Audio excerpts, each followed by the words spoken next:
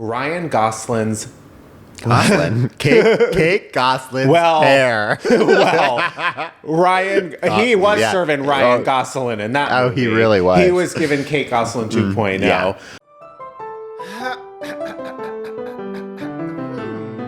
Oh no. Greg, I thought this was a duet. Oh, so you're just gonna sing all the parts? Those are not the right sounds. Can you hear me?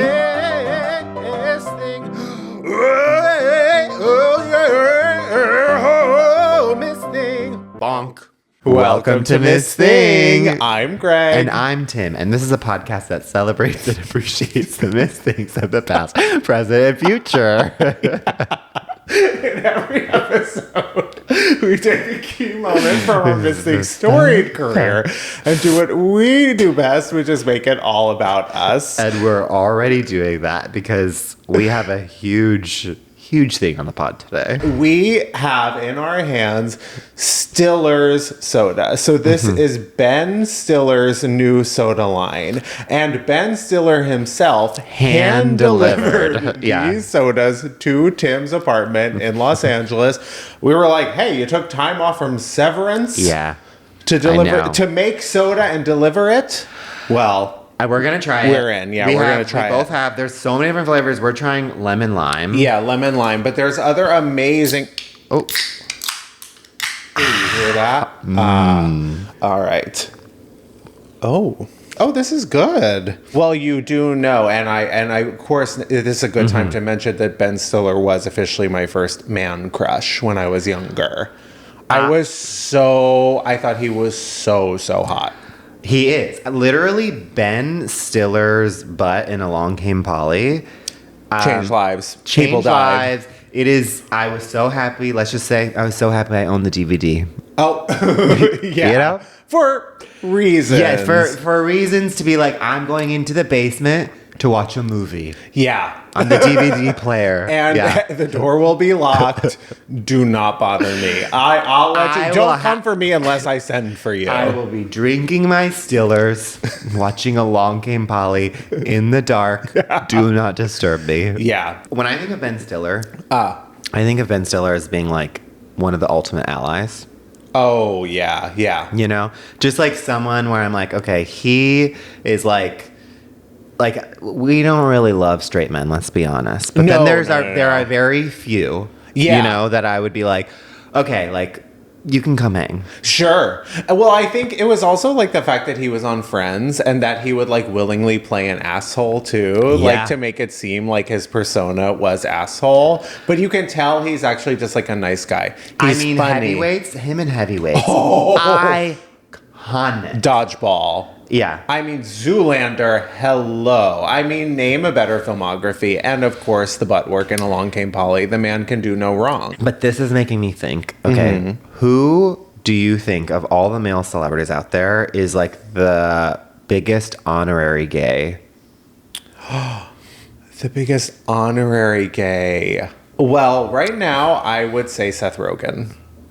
Oh, not that he acts gay, but I just think when I say honorary, it's like you're one of the girls, you're not gay. Yeah. But like we actually, as a straight, we say, come on in, we love you, you're the one good straight guy out there. Yeah. So right now, the one good straight guy out there, I would say is Seth Rogen. Because I think like that should be a new segment. The one good straight guy. That is our new segment. That is our new. Who is the one good straight guy this week? Yeah. For me, it's Seth Rogen. Who's the one good straight guy this week for you? Well, that's like because that's very top of mind because of the episode that we're doing. Well, yes. Yes. One good straight guy. This is the bad thing about this segment is going to be really hard to think about. Wait, I think this is a new weekly thing. This Stiller soda is really inspiring something within. I mean, maybe I'll just do. I mean, I'm thinking of Ben. If I were to come out to Ben Stiller, I know that he within a second would be the most like comforting, like sort of like make me laugh. I'd be crying, obviously. You know what I mean? Yeah. He'd make me laugh. He'd like we'd then go to like Cantor's or something. Totally. You know what I mean? Have like a comfort meal. Yeah. I'd feel very normal. I feel very like safe around men. And I don't feel safe around a lot of straight men. Yeah, I think you come out to Ben Stiller and he'd still put his arm around your shoulder. He wouldn't make less contact. He would still keep like total contact. Whereas I think a lot of guys would be like, oh, okay, well, he probably has a crush on me. Yeah. You know, and like and Ben Stiller, like, you probably do have a crush on him, and still it doesn't stop him. He's gonna make you laugh because he's gonna be like, "So how long have you had a crush on me?" But it's like, you know, not like in not like a gross way, in a funny way, you know. Yeah, no, of course. Anyway, speaking of, but now that we're you know trying these new sodas, this is reminding me, and it has nothing to do with the taste of these, but. I've been working in an office recently, and this has gotten me thinking. Okay. What is the most cursed snack to you? Okay, this is actually such a hard answer because I have so many thoughts. Yeah. Well, I can give you mine. Can you define what cursed is to you? I'll give you an example. Okay. The most cursed snack to me, Oreo Thins. Oh. What's the point? What is the point? Who are you trying to fool? Not enough of either. Exactly. But also then there's like a crispness to it that actually makes it not feel Oreo. And you actually taste more to like actually be satisfied. So you're not eating like, I think the whole concept is like, oh, I'll just have like half of an Oreo and not feel as bad about myself. But it's like, no, I need to have like 4 to feel satiated, and I actually ate more than 1 Oreo. Right. What is the point? Are they supposed to be like cookie chips? Like, I don't understand. They don't actually taste right. They taste like weirder and sweeter. Someone is ordering them. There's like several boxes. And by the way, I'm disgusted, but I do eat them every day because I'm like, I do need to like make sure that these are not good. But like, I just don't understand. Like, get the regular stuff. Get the double stuff. Get the double stuff. I mean, if you're me, get the mega stuff. But get the Cakesters. That's my new nickname. Yeah. That's you literally in the morning, just like someone walks in breakfast. Me, face covered in Cakesters. 8 a.m. Also, I will say the second most cursed snack ever is an Oreo Cakester. I was literally right about to get there. I don't know who it's for. Yeah, that's someone who in the office ordered this. I need to know who you are because I need to stay away from you. Yeah. I don't trust you around my children, around my family. And you know, by the way, that it's like your boss. Oh, no, and it's definitely. And the minute that you like bring it up, it's like to your boss, and your boss is like, I actually like specially requested that. Yeah. And you're like, oh my God, well, they're cursed because I love them so much. Yeah, exactly. And if you're listening now, I respect you and I honor your decision. Let's order more. We're low. Exactly. Well, by the way, the only other person in that office that's eating them is me again. Yeah. So that is something that I don't shine in that department because I care too much about the office snacks. Yeah. And so like when the snacks are not right, I'm not fun to be around. Oh, like I will arrive and like my day will be like blown because I will walk in and then I'll be like, this is the yogurt that you guys got of all the yogurts out there. Listen. And this is the yogurt that you chose. And then I'm trying not to be mean to the person who bought it, but I have to like literally do a Lisa Kudrow level performance to be like, no, I love Dannon. Yeah. Thank you so much. Thank you so much for this Go-Gurt. Of course I can use this Go-Gurt. Nothing says more about what the vibe of that office is than the yogurt selection. Yeah. You are so right. I will say something good is happening there because the yogurts right now are the Siggies. Oh, that is class. That is top of the line. We don't even have a child named Siggy, but I would. We're not cool enough. We're gonna adopt one from Iceland. Yeah, when we're you'll know we've leveled up when we're doing when we're having Siggies. You know, Exactly. That's for like the 1%. So yeah, no, that's another thing. Yeah. Like I'm having a ciggies first. If I walked into a place and you're talking about cigarettes at places, you know what I mean? If I walked into a party, and by me, a party for me is opening someone's fridge and I saw ciggies. Right, a tray full of ciggies containers. Let me tell you, I would go off. Yeah. People should be scared. My shirt's coming off. Yeah, the biotics in your body. You're going to be pre-post. You're just going to be. You're like Jamie Lee Curtis. Watch out, guys. Siggy's sponsor us. Yeah. We will definitely. We will eat ciggies on the pod. I actually was having a ciggies at the office yesterday. I could tell you were texting me. I could tell you were in a good mood. Yeah, you could tell. You could help how gurgly my throat was based on my text. You were post ciggy, but I had a ciggies, and of course, someone walked by who I used to work with years ago, and like came in to talk to me, and I realized because my mustache was a little long, and I realized mid conversation that I had ciggies all over the stash. Siggy stash. Yeah. It happens to the best of us. It happens to some. It happens. Yeah. It happens, whether we like it or not. Wow. Well, in that case, I think it's time to get to our first. Something else that happens. And it's our first segment, Dod Mom Sauce. AKA Doll of the Day, Mother of the Moment, Sister of the Second. Our first and most famous segment where we take a person, place, or thing that we are currently super obsessed with. And Tim, how about you go first? I will, because you already know what mine is. I know. I saw one of the greatest films I've seen in such a long time. We saw it pretty much at the same time at different theaters. Yeah. Which course. Is Project Hail Mary. Yeah. This film, I mean, I'm not saying anything new. I feel like, honestly, the whole world saw it this weekend. Sure. And rightfully so. Finally, like, we've done something right in 2026. Yeah. I loved this book, Project Hail Mary. I've been trying to get you to read it. I'm halfway through, unfortunately. You did give it to me 2 weeks before the movie came out. Well, I just assumed that you had read it. And then when I found out that you hadn't read it, I was like, I've been pretty much mad at you for like a full month, because then I also knew that you were still going to see the movie regardless of finishing it. Yeah. And let me tell you, I don't like those people. So it's like there's conflict happening on the couch today because I cannot believe that you saw the movie and now it's like, you know what happens.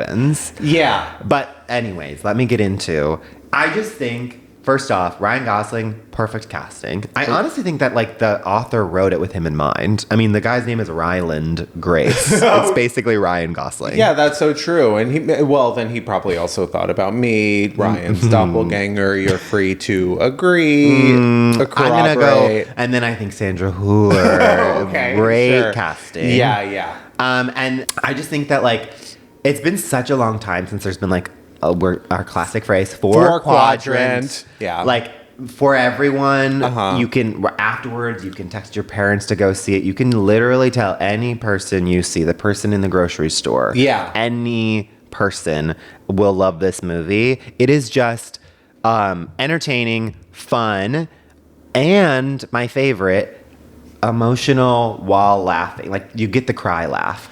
There are so many moments where I like haven't laughed in a movie and cried in such a long time. I did both while watching this multiple times. Yeah, I agree. It was really surprising to me. So again, I've read half the book, which I think is you've great. Written half of it. I've written half the book. The rest is still unwritten, but it was up there on screen. You're actually, so Natasha. I am so Natasha. I'm also quite Daniel when I'm at my low points. I gotta get through this. I'm Daniel because I gotta get through this. I gotta get through that book. The movie, the movie to me, it really surprised me because it felt like it could be some sort of like they could have maybe cheaped out or whatever and like just focused on him inside the ship and all that. But like it is also just like a gloriously shot like space opera. Like it's so gorgeous. It's very thoughtful. It's very intelligent. and of course then there's the emotion. But then it also It seems like it's going to be this really serious movie, which it is, but it's not afraid to like have fun and have this sort of like adventure element.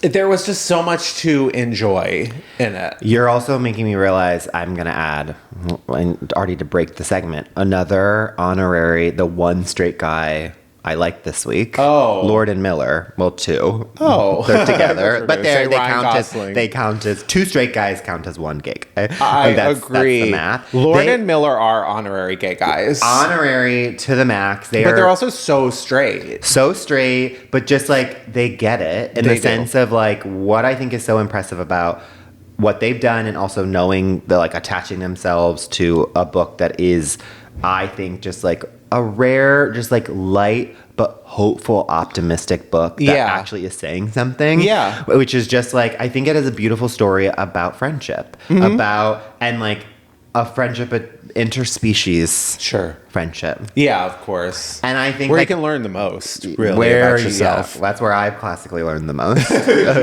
But just that, like, it's like it sounds sad, but like it is revolutionary just to be like that. The main like storyline is just about like you can save the world by making a friend. Yes, exactly. It's like so it starts simple. at home. Yeah, but it's just like that is something that it's like this genre of movie of like going to space, saving the world. Like we've seen so much, and especially in 2026 when like the world literally is ending, and it could be so bleak and so like dire, and this is something that actually gives us hope and reminds us that actually like we can do anything, like if we're just willing to like put our differences aside, because like that's the thing that's so impressive about this movie, I think, is that like there's that whole sequence of them like trying to learn the other person's language, and like that can be kind of boring, but the way they're doing it is like that's actually like how we should approach so many issues in life. It's like just like, can you listen to the other person? It's gonna be hard, it's gonna be difficult, but if you take the time to actually try to understand the other side, the other person, like great things can come. You can literally save the world. Yeah, you will learn how to communicate. Yeah, well, that's Arrival. Like that's what also like what I was watching. It felt like it referenced like a lot of things, where it felt like a lot of different things, but it did feel very cohesive. I completely agree. I loved it. Famously, I do think they could have trimmed 20 minutes out. Oh yeah. I kept being like, well, this has to be over soon. But again, it was really, really beautiful. That leads me into my Dod Mom sauce. Okay. Which is Ryan Gosling's Kate Gosling's hair. Ryan, he was serving Ryan Gosling in that movie. He really was. He was giving Kate Gosling 2.0.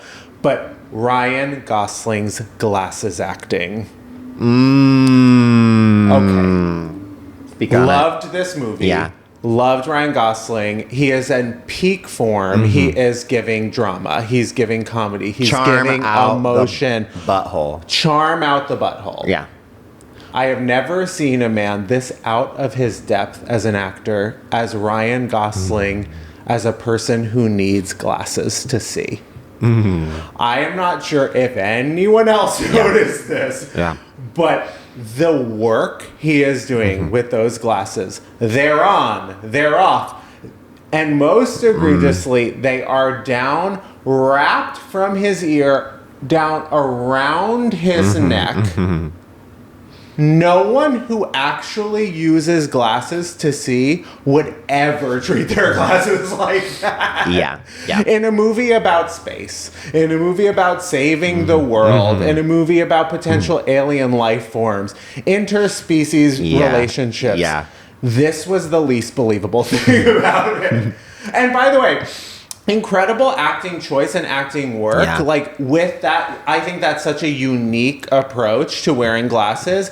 Obviously, it's a production thing too, because he's protecting the most expensive asset in that film, which is the hair. Yeah. So he couldn't put them on his head. And I think it's so unique, but there is not a world in which a brilliant scientist math teacher who needs on a math teacher's salary who needs glasses to see would ever mistreat their expensive wire framed glasses like that. Those things would not last a day in space. He's supposed to wear these out in space for years and years and years.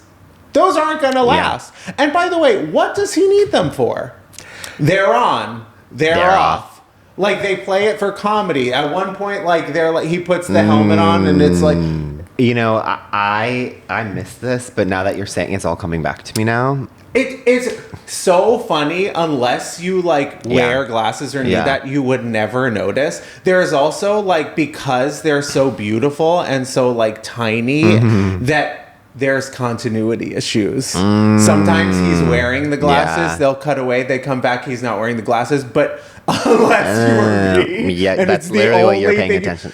You can focus on. And by the way, they gave you so many opportunities throughout the film because Ryan's doing it all. He's like flying through space. Well, he's like the only one in the film for 90% of it. Right. He's reading. He's in meetings. He's talking to his class. But like, I could not figure out if he's nearsighted, if he's farsighted, if they're reading glasses, because they were so all over the map. The glasses. Okay, not to disagree, but as you're talking about this, I will say I think that the one occupation where people treat their glasses terribly is a math teacher. Sure. I think math teachers, they're busy teaching the future. And I sort of feel like if I were to look back at every single one of my math teachers, what they were doing with their glasses was always questionable. But they were cheap glasses. 100%. But I'm saying I think he is an actor who is like, okay, I'm a math teacher. Yeah. I'm a math teacher in space. Yeah. Well, in this movie, the glasses were giving the illusion of smart, but he was using them as a sexy prop. Yeah. Okay. I do want to see it again, though, because I do need to focus on the story. I was going to say, I don't think you saw the movie. I think you were only watching that. But definitely watch it if you haven't seen it. And keep an eye on those glasses because I'm onto something here. Yeah. And with that, it's time for a break.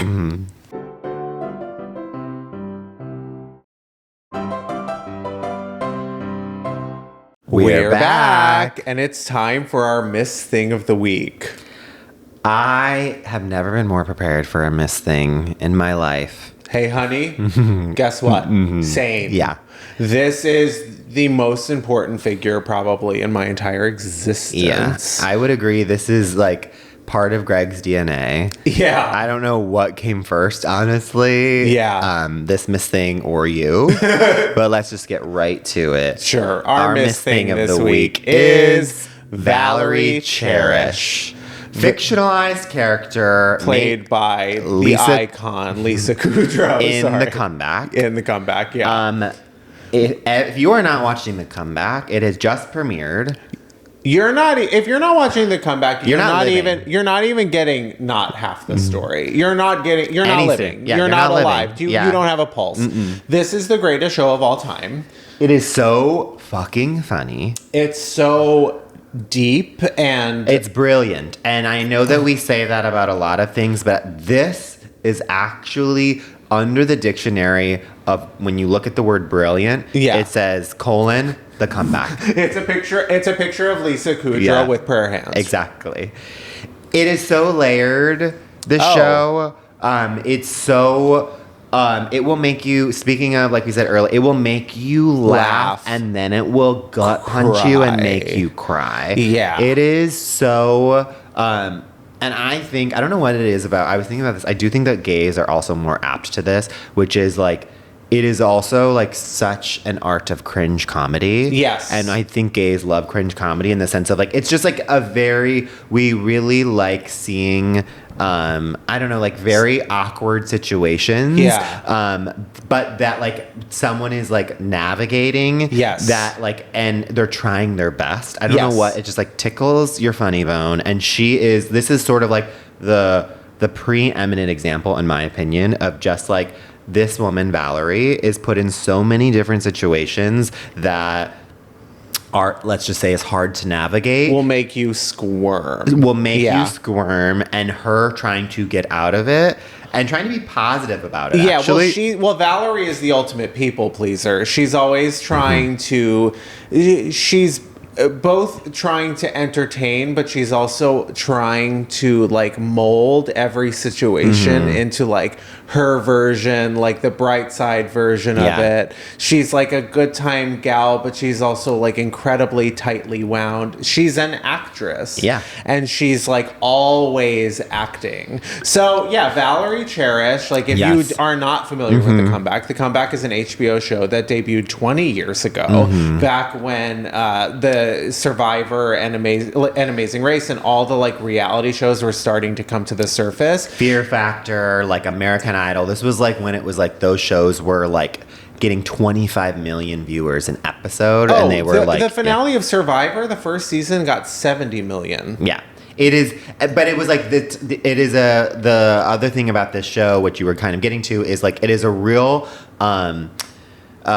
like dissection of what the TV industry is in that moment. And in 2005, when the first season premiered, it was like reality TV was taking over. Like the sitcom was like dying, if not already dead. Right. And this show was lampooning this. And it also is basically like the start of Real Housewives. Like they like basically predicted, and they've continued to do that with the second season, and they're now going to do it again with the third season, is like basically like it's a very time and place of what is happening in the TV industry in this moment, but also showing you like what's to come. Yes, and Valerie is a former sitcom star, not unlike Lisa Kudrow. Yeah. But the thing with Valerie is she was on like a shitty sitcom that ran for years, and she was sort of like living. And it was called I'm It, and she was sort of living in that experience. And the first season is about Valerie getting a gig on a new sitcom called Room and Board, Bored, and also shooting a reality show about an actress whichever actress gets that role, her comeback. Yeah. So then ultimately the comeback becomes a bigger hit than the show. She's put through her paces.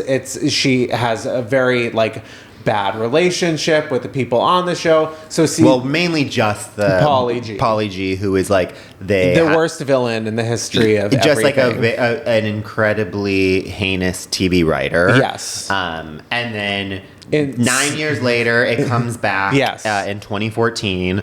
By the way, the show gets 0 viewers whenever it's on, but it's just so beloved and like garner such a cult following. So and that's why it got brought back. It was kind of, it wasn't necessarily panned the first season, but it was people didn't get culturally mixed. It was like people, and it started to catch on the last couple episodes. People started to change reviews. That was like a big thing, which is like reviewers, which rarely ever happens, who reviewed a show at the first couple episodes, they then, by that finale, they had like retracted, which is not a big thing that reviewers do. Well, no one knew what it was. It was very ahead of its time, and they didn't know what to do. There was also this whole thing at the time, like with all the Friends people, and like what their next project was, and could they ever match it, you know? And now I feel like Lisa has gone on to have just this character has literally been on, like, you know, there's always those lists, and it's always like greatest TV performances, 100 greatest TV performances. She's always in the top 10 for this performance, and then there's always lists of like 100 best TV characters, and it's also in the top 10. It's because Valerie Cherish is like, I think I read this thing that was also talking about she's always screaming through her smile. Oh, yes. And I think it's such a like brilliant description of her because it is so like, there's so much behind her eyes, so much behind that megawatt smile that she's not saying. And to what you were saying, like, I think Valerie is also not just that she's like a people pleaser, but she's also like the most, like, she is the most in denial of anyone in the room. Like she compartmentalizes. She will not like admit what's going on, and she wants to control the narrative. Yes. That is like, she's the ultimate like, I'm in control, right? Even though like it's so clear that she's not in control, but in her mind, like she's fully like, she's like, oh, I've got this. And it's so funny to see that constant conflict. Exactly. But she'll bend over backwards for like the show or the art or the business of show. Like she will literally torture herself. Yeah. Just for like the fame or the recognition. It's so brilliant at any given moment, in any like aspect of the frame. There is so much going on. There's so many jokes. I mean, it nails also like this. So I rewatched the first season and the second season. I did like literally nothing with my weekend because all I wanted to do was like relive the brilliance of this show. And now having seen it, like when I first watched the second season, I was only like a year into being in LA. Yes. And so like there were so many things that just like hadn't happened in my life. Like I had never been to Palm Springs before. I had never been in a writer's room. I hadn't really been on set before. Like I was just getting here. And then now, 12 years later, I like experience like so much of the show. Yes. It's like they get LA, they nail LA, they nail a writer's room, they nail a multicam, they nail a single camera. Yep.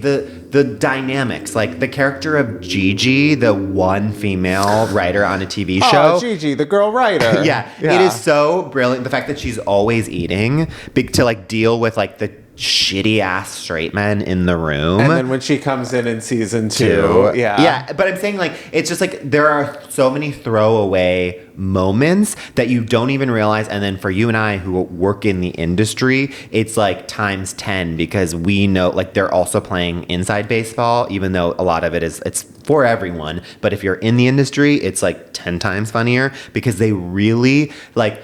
It's like she's making you laugh with like the literal jokes, but then in the background, like you're saying, in the back of frame, something is happening that is so true to like what would actually happen in real life. Right. And the cameras are catching it. And Valerie, like, Valerie's so at odds with her own experience. And then in season 2, which we didn't even get into, it's like 10 years later, Valerie had success from the comeback. Now she's doing a TV, like there's an HBO show, a gritty HBO show Seeing Red, about the experience that they had on season 1, and and it's about her, and she's being like considered this monster. She gets the role in the HBO show, then the documentary is about the behind this.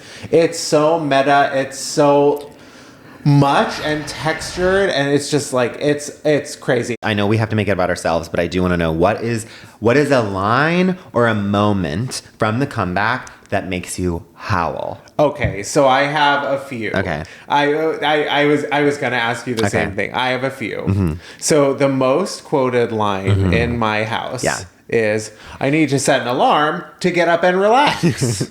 From Valerie does Palm Springs. Also in that same episode, "This navigator handles real well." But then of course there's also another one from season 1 when they find Mark's porn video like the DVD and it's on camera. Just one. Yeah. She's at the lunch. She goes, "It's not about ladies loving ladies. It's about this lady loving this lady." So I love that. But I just recently was doing a season. Okay, so this is I have actually 2 from season 2. One you have to say because you say it every episode. I'm doing a season 2 rewatch too, and I had never.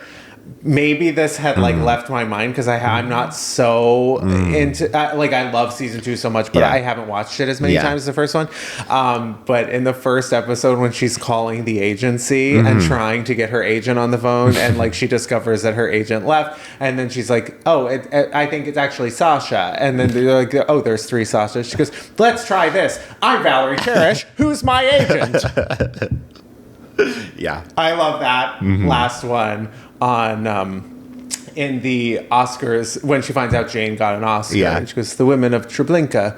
She says, "It's about lesbians. It's about Jewish lesbians in the Holocaust." She goes, important. Because it got you this about the Oscar. So anyways, that's a few. Okay, and I'm going to speak on your behalf because I have to say, and it's maybe one of our most quoted lines throughout all of these episodes on Miss Thing, which is, "Started it all." Oh my God. Right. Please finish it. Yes. In a different way. Yeah. Season 2. That was season 2. I actually thought all this time that was season 1. It's season 2. No, that's season 2. It's the first or second episode when she's walking through the halls of HBO. The Sopranos. And then she turns, she sees The Wire. She goes, don't know that one. Then she's going, don't know that one. Well, and I gotta say, I think maybe the season 1 or season 3 premiered this past weekend, and so funny. I think my favorite line is when they're in their new apartment and they're saying, and she's like, "Well, Elton John lives on this floor," and then Mark is like, "Well, he actually lived below us," and then she goes, "And the truth matters." Yeah, we all need to laugh. Yeah. Now more than ever. She's just the fucking funniest person that's ever existed. Yeah. I'm like so excited for where we go. And I was texting you this weekend. My favorite moment made me literally bowl over is there's a moment in season 1 where she's like doesn't like something that's in the script. And she's eating her yogurt, as Greg and I, we care a lot about our yogurt. Yeah, pre-Siggy's. It's an open yogurt as she's walking onto stage, and then she sees Pauly G, and she knows that she only has like a quick second before he disappears. So she's running to him, and then she doesn't know what to do with the yogurt, so she just quickly tosses it. She thinks she's gonna get into the trash. It completely misses, makes like the biggest mess, and then is trying to like earnestly pitch what she wants to change while cleaning up yogurt on the side of a trash. It's like throwaway where I was like, it's like so you can't write that in this, like you could just write like she tosses her yogurt and misses while talking to Pauly G. Yeah. But what she is doing as she's doing, it's it is so playing 85 things at once. Yeah. We are all Valerie. I love Valerie so much. She's like the most important person in the world to me. I know. I'm so excited for season 3. Yeah. The fact that she comes back immediately and was doing Chicago. Yeah. The scene, her bopping her hand because she's like, I gotta save my neck. I'm sure, I have a feeling that this season's gonna get really heavy. Yeah. In a really like good way. It's like a slow burn you can already feel. We'll obviously be covering it. Yeah. We will be covering it. And Jennifer says, please watch along. Like you will be. If you enjoy our podcast, yeah, like you this will is just this is a show. companion piece.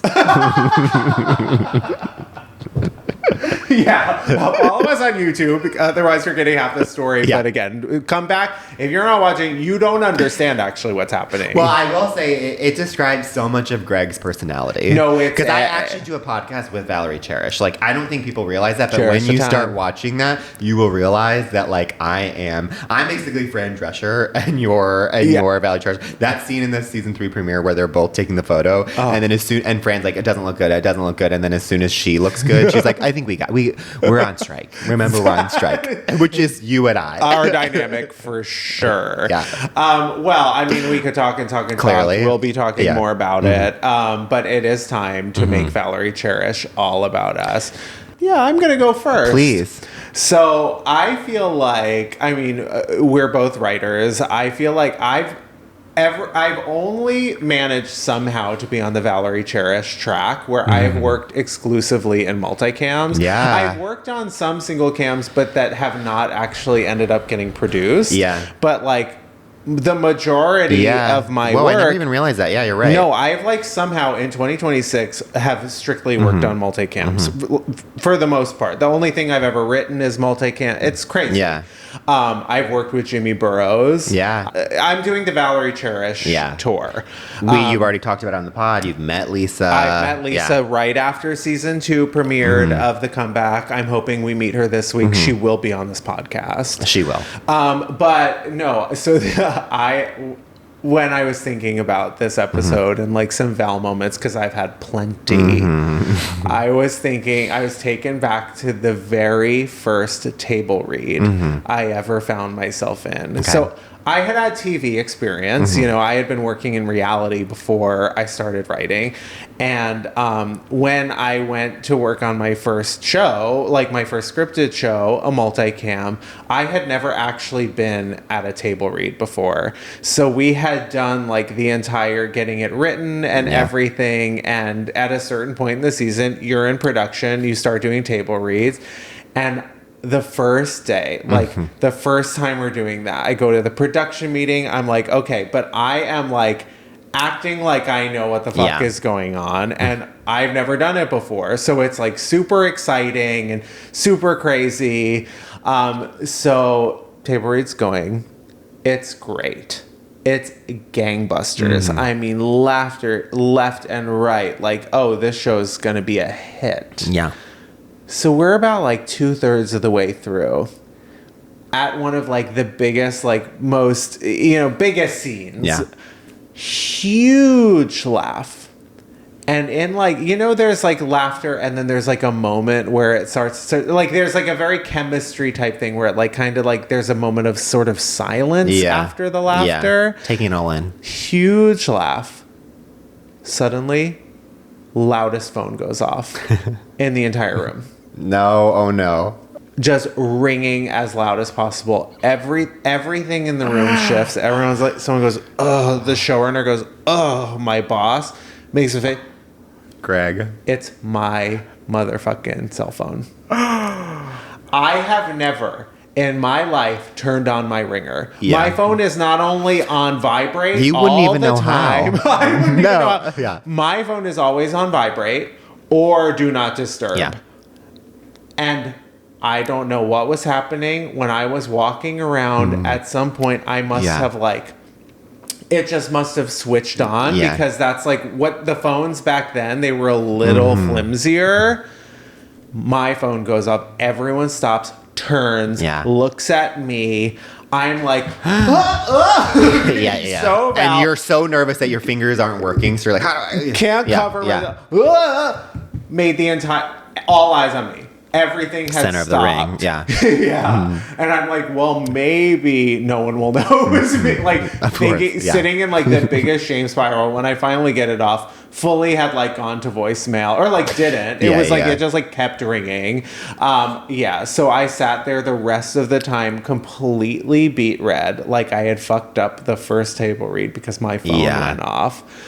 Yeah. So there is nothing like worse than like, being the person. I mean, that's like, and everyone can relate to that, but like, just as someone who's also been at like table reads, like everyone puts so much pressure. It's like, it is as if you were at the Oscars. Yes. Like, it's not like a normal, like for the people who aren't in the industry who like you go to a meeting, it's like the way that these TV shows treat a table read, they treat it like it's live on air in 5, 4. Like that is the vibe of the room where it's like if one joke doesn't work, it's like we just lost the Midwest. Yeah. It's like taken so seriously that you can't help but get like caught up in it. So like it's the equivalent as if like you are presenting at the Oscars and your phone goes off and they're like, we have to cut to commercial. Yeah. And then they remove you from the city of Los Angeles. And that's what happened. Yeah. So afterwards, my boss wouldn't look at me. And of course we sit down and I was like taking notes because I was the assistant. So I like waited. The network comes back and goes, who called? So that for the rest, who did? It was someone in fucking production called me. Do you not know where I am? During the table read. Yeah. You know where I am. Yeah. With like a nothing question. Yeah, of course. You know where I am. Yeah. So then the rest of I was like trying to play it off. I'd be like, and the rest of the conversation, I was being so Val instead of like trying to forget about it. I'd be like, oh, excuse me, I think I hear my phone. Yeah. Just trying to have like the most basic conversation. So that, I almost got kicked out of Hollywood that day, but I have never made that mistake again. Actually, now whenever I'm in a table read, my phone goes off. Yeah, that is like when you were telling that story, it was like my heart was racing in a way that I was like, that is like a fever dream that is so like too real. Like you wake up like completely sweating just thinking about that. So Tim, how do you make Valerie all about you? Well, we are simpatico because this obviously Valerie, like this whole thing is, such an insider look at how TV is made, and it I think is like the most apt version of I really think no other show gets lampooning Hollywood as well as The Comeback. Right. And so how I make it about me is I think of the very first pilot I worked on. Oh. Okay. And we worked at CBS The Network, CBS Pharmacy. And so then I left to go work on my very first pilot. And I thought I knew what pilots were about. But like when you're at the network, you really don't know. You are insulated. And then you go and it becomes a whole different beast. And so I'm working on this pilot, and it's literally so combat coded in the sense of this first pilot that I worked on was a aging actress who used to be big and was making a comeback to a broadcast network. Sure. She wasn't the difference is she wasn't necessarily known for comedy. She was venturing into comedy. Yeah. Worked with those too. Yes. That's for sure. And so we're getting to, it's the first week, which is like the big, like, it's like when you're the very first week of a pilot, there's all these different like check marks that you have to hit. Yeah. And for this pilot that I was working on, like the main set piece of this episode is like she is like going on dates, and like when she gets like awkward, she does this like weird curtsy. This is like a big set piece in the thing, and it's supposed to be like she's bad. Character's entire bit. Yeah, it's her whole bit. Yeah, and it's supposed to be like kind of like the blow to the scene is that she gets awkward and she does this like bad curtsy. Sure, and like at the table read, she is being very Valerie in the sense of like, you don't really at a table read, you're not acting out. Like you're acting, but you're not doing the physical bits. Yeah, of course. But this actress is like literally stops the table read to be like, I don't think I can do this. And then like just the curtsy part, like kind of stops the table and be like, oh, by the way, like, so then afterwards I'm working for the two showrunners. Yeah. The showrunners then like she like flags it, and then the rest of the week becomes about this curtsy. It's so the cupcake episode where it's like, is she gonna fall? Where is she gonna fall?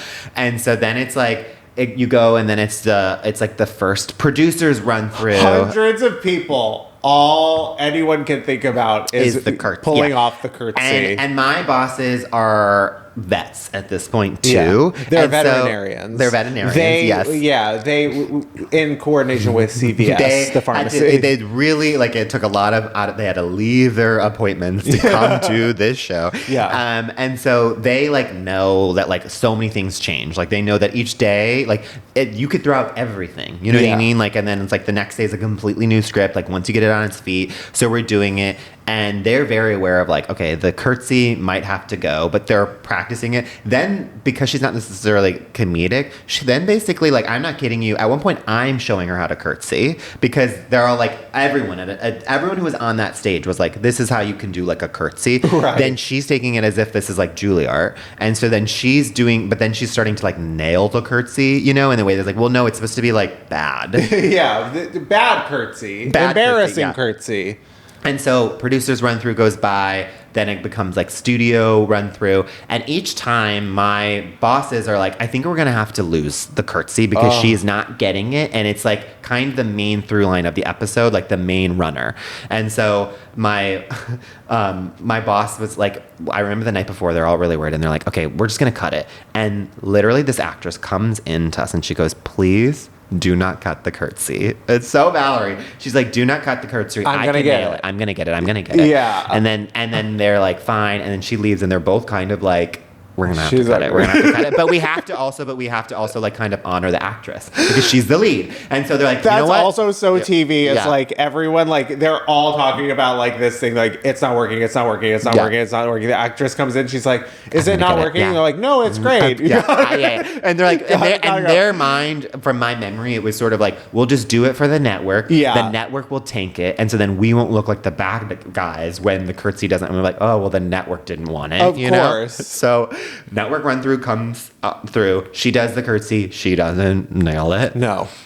And then, literally, like DEFCON 5. Over this curtsy, we go back. So this is the thing that happens in Hollywood, which is like after the network run through, then you go back into like the green room. Yeah. And it's like only the most important people in that room. And then the network gives notes on the pilot. Yeah. And then you have to change those very quickly before you start shooting. And it's like a very serious sort of like, this is like, you have to do what the network says. Otherwise, like, you're not going to shoot the episode. Yeah. So we're there. They're basically saying, like, there's just something that's just not feeling right about the episode. And then everyone like knows it's like the Curtsy. But then they're being very weird. The network is being very like they're trying like literally, and then and by the way, again, this is why the comeback is so good. The executive is like 25. Is my age at the time. I was like 24 at that time. The network, we were the same age basically. Right. Like we went to school. Yeah, and someone just completely skipped the line. Like literally like has no experience giving notes. Of course. And in the middle of it, oh my God, I didn't realize how much this is so perfect for your story. I am now, all these years later, I know for a fact, but I couldn't say for sure, he fucking faked a phone call. He was like, no, it was like vibrating, and he was like, I gotta get this. It's like my boss at the network or whatever. To get out. In the middle of giving notes. He curtsies. Yeah, literally. So that's it. That's the curtsy. It's like happening all at once. And then he actually replaces the actress. Yeah, of course. Yeah, that would make sense. Literally, so he fakes the phone call. He leaves the stage. We're on the lot. My bosses are like kind of panicking where they're like, it's the Curtsy.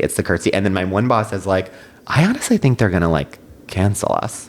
And then the other boss was like, no, like we'll just have to rewrite it or whatever. And then they're like, one of my bosses starts spiraling, and she's like, Tim, can you just like go out, because it was taking a while. Like they're outside of the stage, and like, can you just like open and see like what's happening with like what they're doing, because like minutes and minutes are going by. So I like literally peek open the door, look, this 24-year-old network executive is running faster than the speed of light in like a full suit. No, away off the lot. Like literally like bird's eye view. I see him like running, and I'm like, and they're like, "What's happening?" And I was like, he's running away." And then they're both like, "What? No." And I'm like, and they were like. And I was like, I turned because it was my first part. I was like, is that normal? and that literally, a hush falls across the room. And then they get a phone call. I am not kidding you. You cannot write this. They get a phone call from that guy's boss. I'm not kidding you. That network 1 through had ended 10 minutes before. Yeah. They get a call. Pilot canceled. The pilot was fucking canceled over the Curtsy. I mean, I think they were always worried that maybe this actress couldn't deliver comedy, and that sort of sold it. Yeah. Wow. Yeah. Because they just kept letting it happen. That is also so passing the buck. Yeah. Let someone else say it. Let someone else do it, and it can literally tank your entire show. Wow. It's like I now look back and like that was just the start of my career of just like things that like I remember being like, they're making a big deal about this. I'm like, why are they so in their head about a Curtsy? And then now I'm like, oh, I can literally cancel your show. Wow. I mean, the Curtsy heard around. Well, the world actually didn't get to see it, but by the way, that network executive literally running Hollywood. I don't want to say who it is, but it's 12 years later, that person running their car. It's like literally. It's our podcast. Yeah, exactly. I'm sure by time of release. Yeah. Wow. And speaking of, we have to go call David. Yeah, of course. David is on the line. Well, it's time for a break. Yes. Yeah.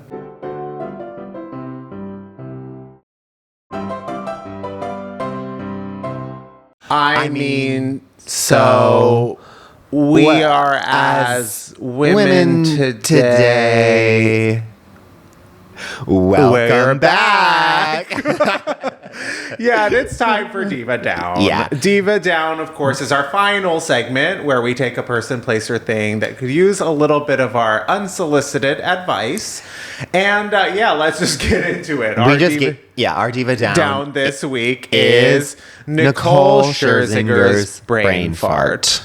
On today's show, which we just reenacted at the beginning of this segment. Yeah. She is asked why the Pussycat Dolls are having a reunion. They're coming back, and there used to be a lot of members, and now only 3 of them are coming back. Yeah, and for this reunion tour. And she's asked why that is, and then she sort of gives that brilliant answer, which, listen, I gotta say, is...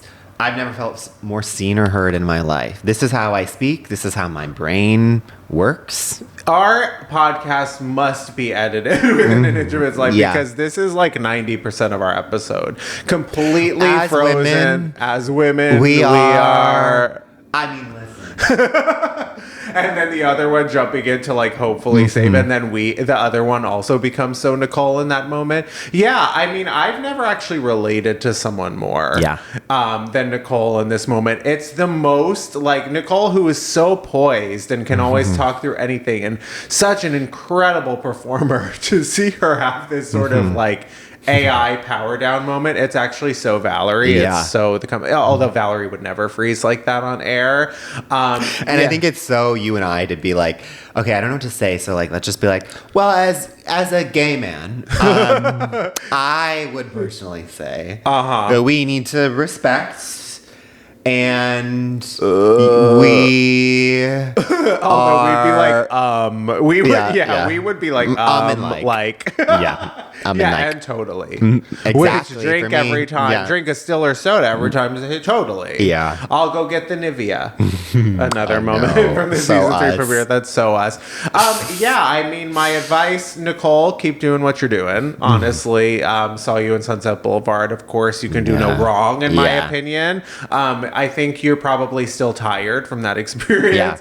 I think it's really hilarious that you're speaking that way, but as a result, like we're talking about the Pussycat Dolls and your new trio form. I would actually love to see the Pussycat Doll B-sides, go on tour and do your own version of something and your own version of a press tour, because I'd love to hear what you have to say or don't have to say, sort of a la Nicole. My advice, Pussycat Dolls B-sides, you have an opportunity here to do something incredible. It could be like, those, I know in LA, they have those like mashup nights where it's like Britney versus Gaga or like Lana versus Ethel. I don't know if you saw that drama recently, but there'll be like different like mashups of people, and I would love a Pussycat Dolls versus Pussycat Dolls like B-sides, and we go to that concert. It's like the Sweat Tour, but it's both of those, and we see. And then when it cuts to the B-sides, it's like there's no music because it's all Nicole. Sorry. I mean, they all Nicole do the is other somehow ones. Yeah, headlining both. Yeah, exactly. She would. And she would be pitting everyone she'd have against like blonde hair on one, and then like her hair. I think she would just wear that jet black straight down. She works hard. She is relentless as well. And in full Val of the music industry. 100%. It's very self-serious, and that's like one of my favorite things about her. Of course. My advice is, I mean, I think I've talked about it on the pod before, but I will talk about this until my dying day, which is I think that their song React, which came out right before the pandemic in February of 2020, is one of the greatest pop songs of all time, and it did not get the love that it deserved. It sort of got cannibalized by 2020. COVID. Yes. Yeah. And so I think I think they have a new song, which all light and love to it. It's good, but it's just no React. Music video for React is so hot. This was their comeback for sure. And so to me, it's like that should be your front and center. Honestly, re-release it. Re-release it. It can be like Taylor Swift's Cruel Summer, where it's like it will come back. Right. People need to actually hear that song for the first time, because I honestly don't think people have heard it. Yeah, I think they were worried about, social distancing, and they were worried about how people would react. Exactly. And their comeback sort of fell on its face. Welcome back, girls. I agree. I think the lead single for not only that era, for this era, and probably for the next era, their lead single should be React. I completely agree. It is such a good song. And of course, we can always go back to I Hate This Part Right Here. That's actually the best. I love that song. Oh, and she in the video is being so Valerie in the desert. And not Palm Springs when she's locked in the trunk of a car. With live snakes. Oh my god. Okay, well, with that, if you're not following on YouTube, seriously, you're only getting half the story. If you're not watching the comeback, you're getting none of the story. Follow us on TikTok and Instagram at Missing the Pod. Pod. Leave us a review, please. 5 stars and above. And Cynthia, literally, Cynthia, we just want to say that you give us so much light and love, and you will never need a comeback because you are always it. And with that, we love you. We love you. See you next week. Bye. Bye. Miss Thing Podcast is created, executive produced, and hosted by Greg Trimmer and Tim Zientek. It's produced and edited by Benji Simons, with cover art and additional creative support by Claude Zeins. Follow us on TikTok and Instagram at Miss Thing the Pod. New episodes drop every Tuesday. Watch on YouTube or listen on Spotify, Apple Podcasts, or wherever you get your podcasts. Please subscribe, rate, and review, but only raves. Strictly 5 stars and above. Follow Greg at Greg Trimmer and Tim at Tim_Zientek on all social media. Bonk.